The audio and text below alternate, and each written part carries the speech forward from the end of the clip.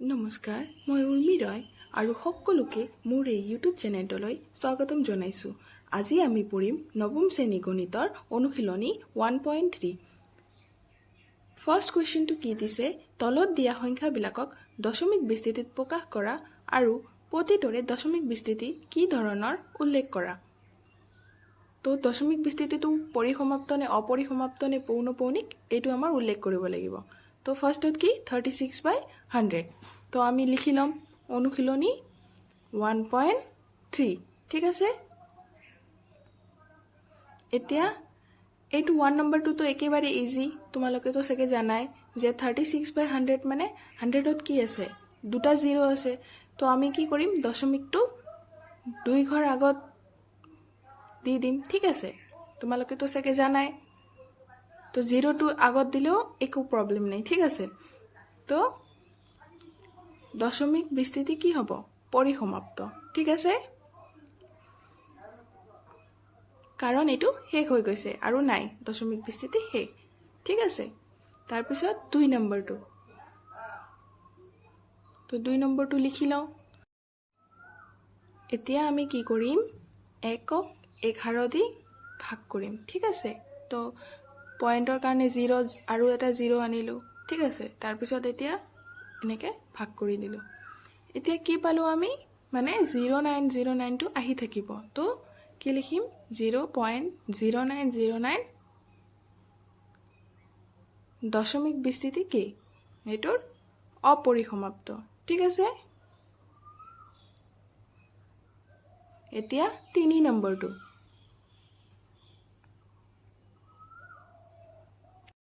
কি ল'লোঁ 3 নম্বৰটো। তো এইটোতো তোমালোকে জানাই এনেকৈ থাকিলে কেনেকৈ সলভ কৰিব লাগে, হয়নে। তো কি কৰিম, 4 আৰু 8 পূৰণ কৰিম আৰু 1টো কি কৰিম, তাৰ লগত প্লাছ কৰিম। তো কি হ'ব, 33/8। ঠিক আছে, তো এতিয়া 33ক ভাগ দিম। ঠিক আছে,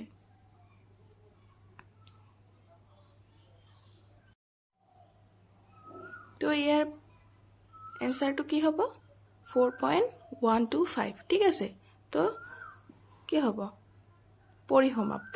ঠিক আছে, এনে পৰিসমাপ্ত লিখিলেও একো নাই, দশমিক বিস্তৃতি পৰিসমাপ্ত লিখিলেও একো নাই। তো এতিয়া 4 নম্বৰটো, এগেইন এইটোক ভাগ দিম।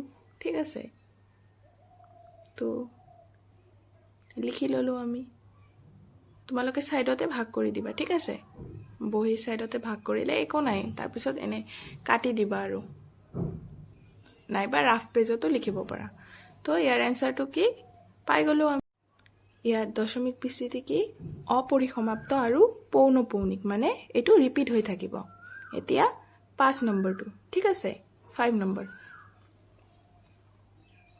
তো লিখি ল'লোঁ, সলিউশ্যন দিলোঁ, তাৰপিছত এতিয়া ভাগ কৰি দিলোঁ। ঠিক আছে, 11 দি 2ক ভাগ কৰিলোঁ। ঠিক আছে,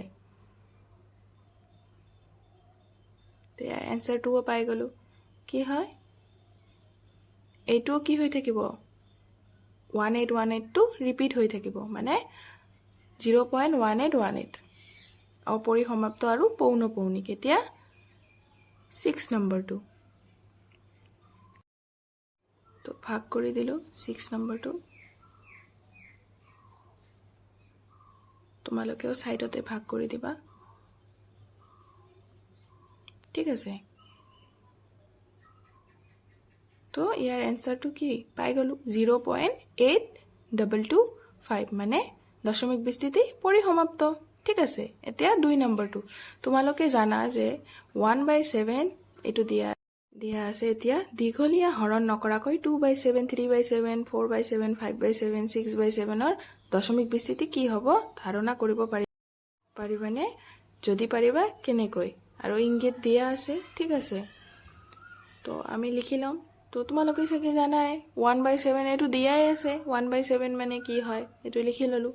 তো এতিয়া ছাইডতে 2/7, 3/7, 4/7, 5/7 লিখি ল'লোঁ।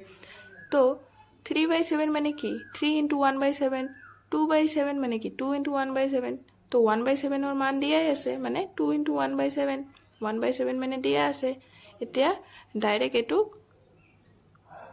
পূৰণ কৰি দিম ঠিক আছে তো পূৰণ কৰি দিয়াৰ পিছত আকৌ বাৰটো পাহৰি নাযাবা বাৰটো দিব লাগিব ঠিক আছে এনেকৈ 3/7 ওলাই ল'লোঁ ঠিক আছে এনেকৈ আমি ডাইৰেক্টে কৰিব পাৰোঁ ঠিক আছে তোমালোকে এনেকৈ ডাইৰেক্ট কৰিবা আৰু কৰাৰ পিছত বাৰটো দিবলৈ পাহৰি নাযাবা আৰু বাৰটো দিবই লাগিব মানে ঠিক আছে তাৰপিছত এইটো 4/7 এনেকৈ লিখিলোঁ 4 × 1/7 মানে 4 × 1/7 মানে দিয়াই আছে কিমান হয় তো এইটো মাল্টিপ্লাই কৰি দিলোঁ ঠিক আছে তাৰপিছত বাৰটো দি দিলোঁ তাৰপিছত 5/7 5 × 1/7 তো 1/7 মান দিয়াই আছে এইটো মাল্টিপ্লাই কৰি দিলোঁ মানে পূৰণ কৰি দিলোঁ ঠিক আছে তো তাৰপিছত লাষ্টত বাৰ দি দিলোঁ 6/7 মানে 6 × 1/7 তো 6 × 1/7 মানে দিয়াই আছে এইটোও এনেকৈ ওলাই ল'লোঁ লাষ্টত বাৰ দি দিলোঁ এতিয়া 3 নম্বৰটো কৈছে তলত দিয়াবিলাক p/q আৰ্হিত প্ৰকাশ কৰা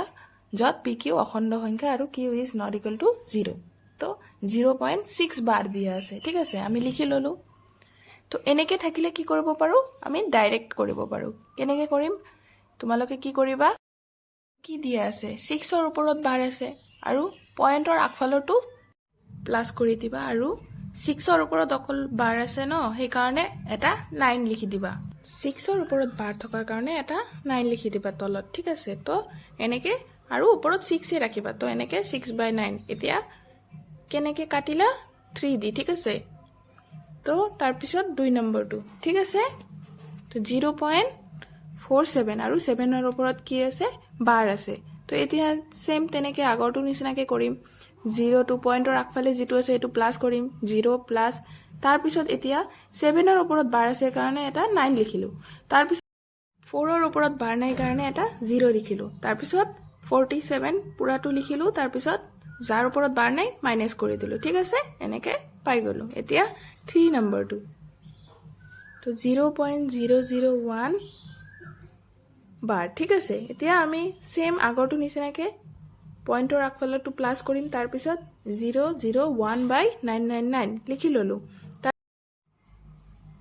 এনেকৈ লিখি ল'লোঁ লিখি লোৱাৰ পিছত কি কৰিম আমি এতিয়া আমি কি কৰিব পাৰোঁ এই 0টো আগফালৰ যে 0 আছে এইটো নিলিখিলেও হয় তো আমি কি কৰিব পাৰোঁ এনেই 1টো লিখি দিলেও মানে ভুল নহ'ব ঠিক আছে তো এইটো আমি ডাইৰেক্ট 0টো নিলিখাকৈ অকল 1টো লিখিব পাৰোঁ তো 1/999 ঠিক আছে এতিয়া নেক্সট 4 নম্বৰ 0.54 তো সলিউশন লিখিম এতিয়া কি হ'ব সলিউশন লিখাৰ পিছত পইণ্টৰ আগফালৰটো প্লাছ কৰিম এনেকৈ 0 আছে পইণ্টৰ আগফালে তো 0 প্লাছ দুটাতে কি আছে বাৰ আছে তো দুটা 9 তাৰপিছত 54 লিখি ল'লোঁ এতিয়া 5499ক কাটি দিম কেনেকৈ যাব 9 দি ঠিক আছে 9 দি 9 দি কাটিব পাৰোঁ তো লিখি ল'লোঁ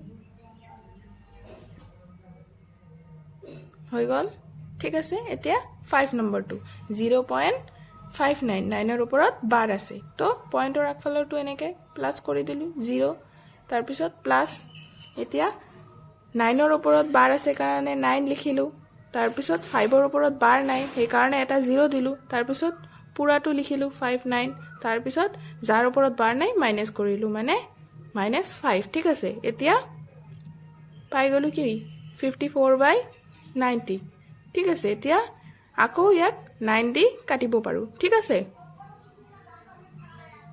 তো 9 দি কাটি দিলোঁ তাৰপিছত আকৌ কি 2 দি যাব ঠিক আছে তো কি পালোঁ 3/5 ঠিক আছে